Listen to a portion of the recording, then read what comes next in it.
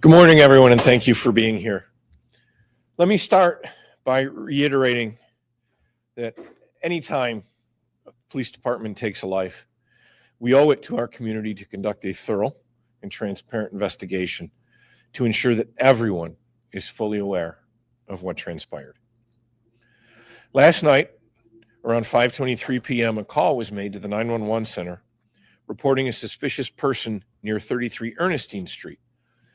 This person was reportedly had walked onto the deck of a house and was wandering door to door in the neighborhood. He was described as wearing all red clothing. Officers responded at that time were unable to locate this individual.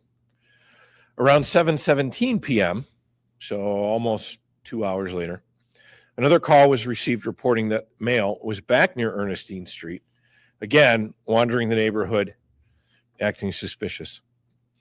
Around 7:26 p.m., another call came in on nearby Milton Street, reporting a male in red clothing had tried to get into an occupied car that was parked in the driveway. And then finally, at 7:32 p.m., another call was received indicating that male was now sitting on the hood of a car. Officers arrived on scene at 7:36 p.m., located the male in the area of 33 Ernestine Street, and stepped out of their cars, attempted to stop him and engage him. Initially, one officer wound up going hands-on, physically took hold of the suspect in an attempt to stop him from walking away from the officers. One officer was knocked to the ground. Both officers then disengaged, and the suspect began to walk away from them. They continued to attempt to speak with him and create dialogue. After a few seconds, the suspect then turned around, faced the officers, reached into a pocket, and produced a handgun. Both officers gave multiple commands for him to drop the handgun, but unfortunately he did not. The two officers involved both fired their department-issued handguns, striking the suspect multiple times. Responding officers began rendering medical care until EMS arrived and determined that unfortunately the male was deceased at the scene. The suspect, a male in his 30s, will be identified at a later time once a proper identification and family notifications have been made. His handgun, a Palmetto State Armory 9mm, was loaded with 13 rounds and was recovered from the scene. The Rochester Police Department's Major Crime Section, the Professional Standards Section, the New York State Attorney General's Office are all investigating the incident. As is our standard practice, the officers involved are placed on administrative leave pending the outcome of the investigation. Thankfully, there were no physical injuries to any members of the Rochester Police Department last night. The incident was captured on body-worn cameras from both the officers. We're working with the Attorney General's office to release it as soon as the investigation allows. And again, the usual chain with that is it will go to City Council first. And then as the investigation unfolds and we feel it can be released, we will release it. Anyone with information, including any videos they might have captured last night of this individual, is encouraged to call the Major Crime Section at 428-7157. You can also email majorcrimes@cityofrochester.gov. And as I said before, any loss of life in our community is tragic. We continue to ensure the prompt release of information as the investigation unfolds. I'd also like to reiterate, this is, although another day at work for the Rochester Police Department, this isn't something that, this is something these officers are going to live with for the rest of their lives. So, it's a human tragedy all the way around on many different levels. I'll take a few questions. Chief, you watched the body camera video? I did, Burke. When you watch it, what do you see in terms of what your officers did and what the deceased did? Again, I'm not going to go into a lot of detail up here now because I can't. It's early on in the investigation. But, the body worn camera reflects exactly what I said. The officers were trying to verbally engage. The male was walking away. At one point, he produces a gun. He turns, faces them. He refuses to obey their commands to put the gun down. Is there anything based on what you saw that would make you want to change any training or the way officers approach a situation?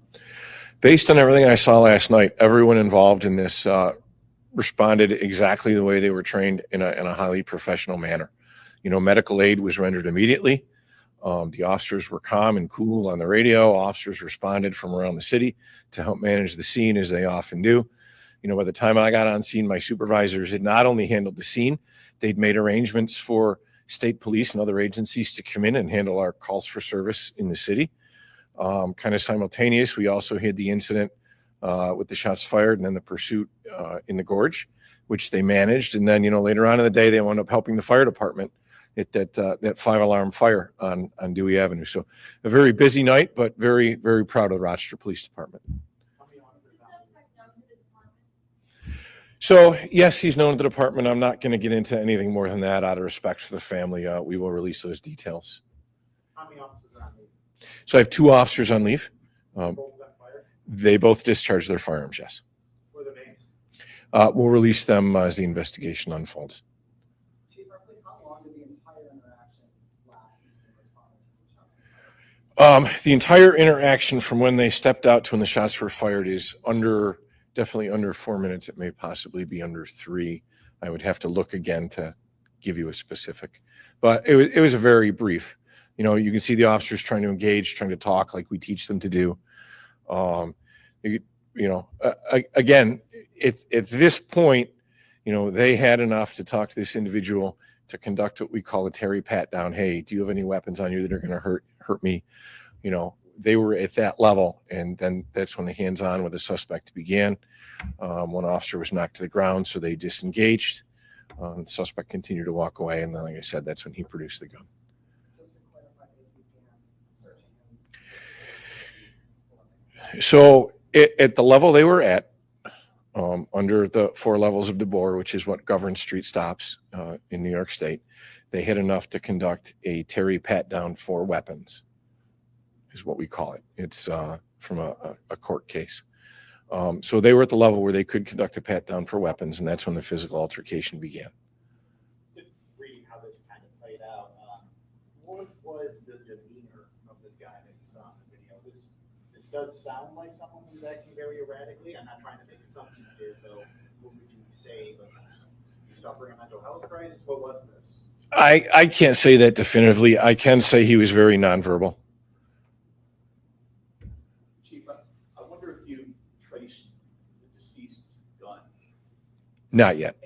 Not yet. Will you do that? We will be doing that. We'll also be, test firing it. And at some point, we'll also be entering casings from that gun into our NIBIN system to see if it correlates to any other crimes that we had within the city previous to this. Just to clarify too, the officers did respond to the 5:23 p.m. call and he wasn't located and had to come back. Correct. You mentioned that he was in the same area for about 2 hours. Do you know if he was connected to any of the homes on that street or knew anyone there? Why might he have been in that area? We do, but again, out of respect for the family and trying to not identify him at this time, I'm not going to get into it. So, Did you say how much time elapsed from the time that the victim produced the gun to when the first shot was fired?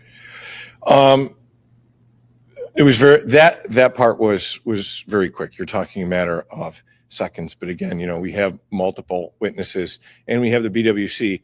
You can clearly hear the officer say multiple times, "What do you have in your hands?" and then put the gun down, and he did not do so. So, all right. Thank you, everyone. I appreciate you.